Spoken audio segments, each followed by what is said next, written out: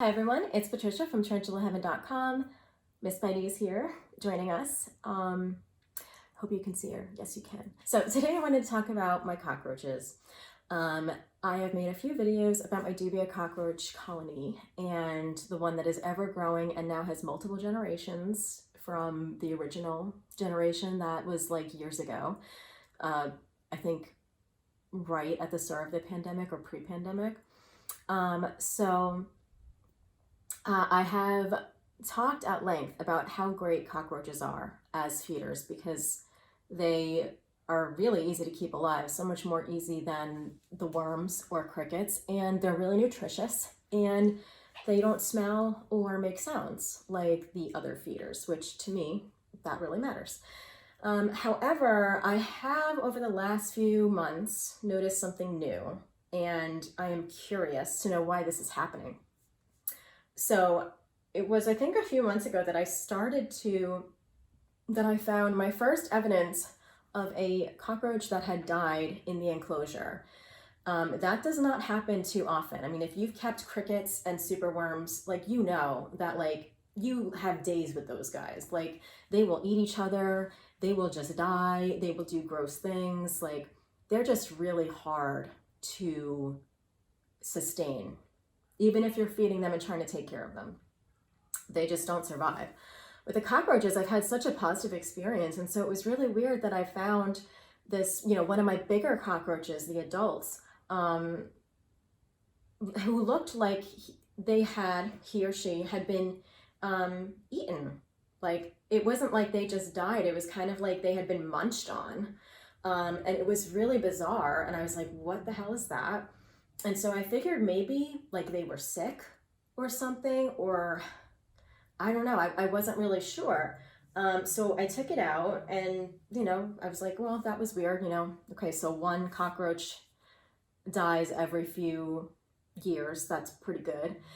And so a few weeks later, I found another one in the same exact way where, like, I guess like the top of their body near their wings had been like munched off. And I was like, what is going on here? And I was thinking, like, do I need to give them a bigger enclosure? Like, do I need to separate them? Like, what is happening? And it made me sad because, like, I have multiple generations of cockroaches, and I just got like a new batch of babies that need to grow up before Spidey can eat them. And so if the adults are killing each other, I don't have any food for Spidey. So I was like, what is going on? So I did some research, and apparently this is not abnormal. Cockroaches are not as peaceful at cohabitating as I thought. Apparently, some cockroaches, and Dubia cockroaches may fall into this, but they do have cannibalistic tendencies, and I feel kind of bad because I really badmouth worms and crickets for this, but apparently every now and then cockroaches get it too. However, it doesn't seem like it is linked to like violence or like food.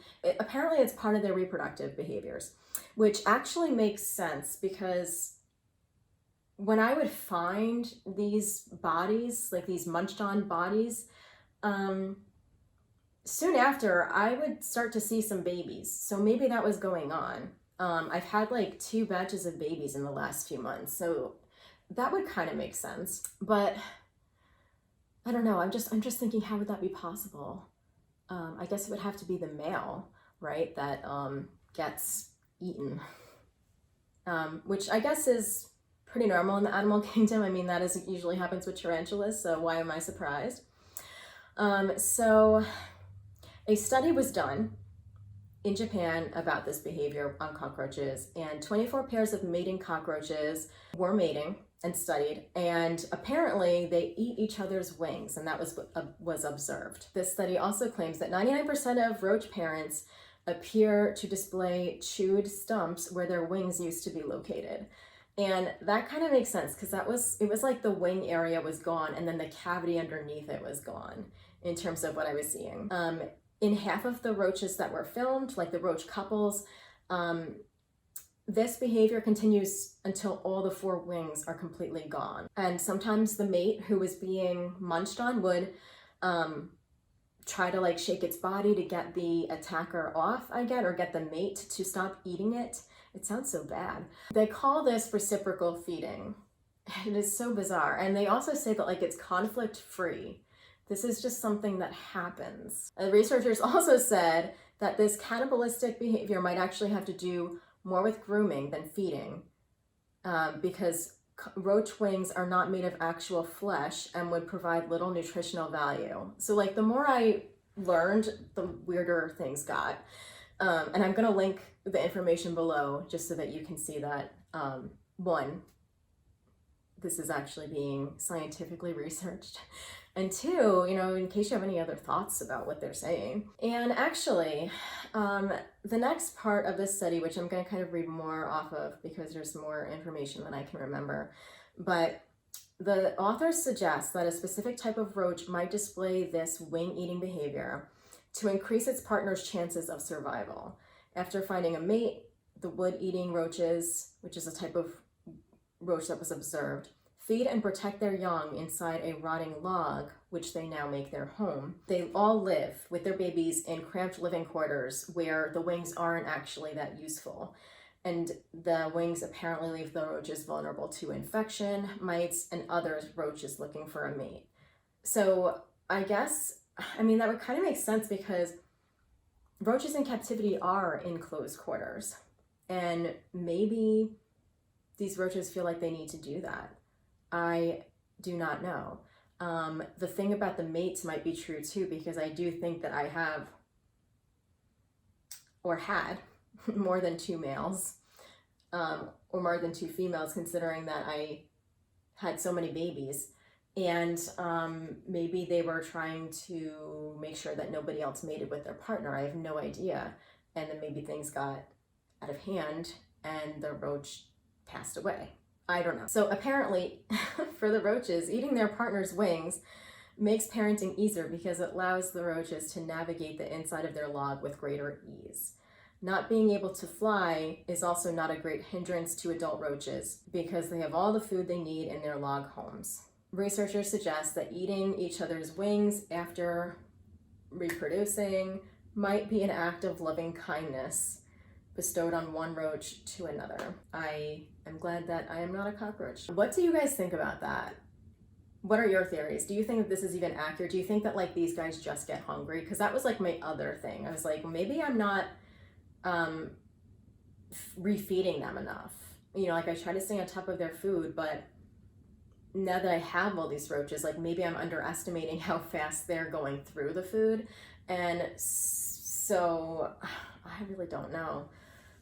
But yeah, I noticed that I've lost a few adult roaches in the last few months, and that's like the first time that that's happened in a few years. So I don't know if is it because I had too many adults in an enclosure. It's only happening to the adults, unless the babies are just being eaten and I don't know it.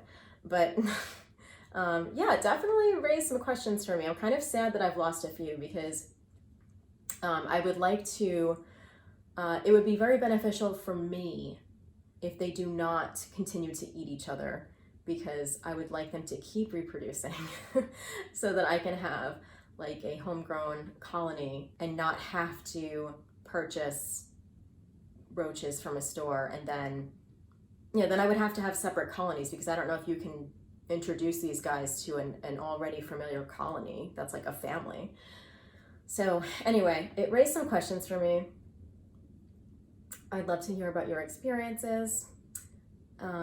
Either way, when all of these baby roaches grow up, I'm sure I'm gonna have tons of babies, more than Spidey could ever eat. So like, that's gonna be interesting.